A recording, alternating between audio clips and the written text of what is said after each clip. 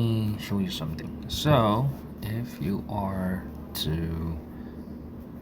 sa power saving, sa adaptive power saving, naka-on yan, no? It's supposed to turn it on and turn it off. Ginagamit.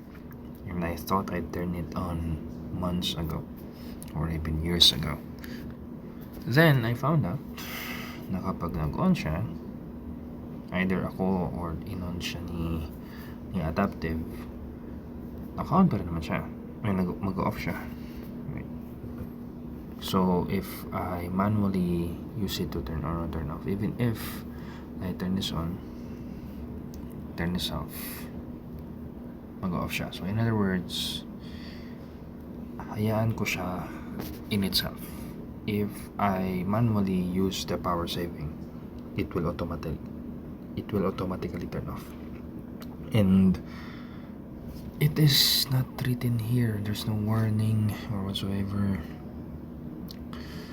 Akala ko like, I don't know if ako lang or ano, but yeah, akala ko like, okay, pwede mo siya on and off, basta naka-on siya, ako na bahala mag-off. Pero hindi, if you override it,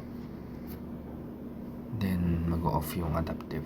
So just leave the adaptive on, siya na bahala. Also, another thing, dati, if it goes on, kasi naka-limit yung apps and home screen ko, it would way back before. Pero ngayon parang I think if let's just, no, it says it.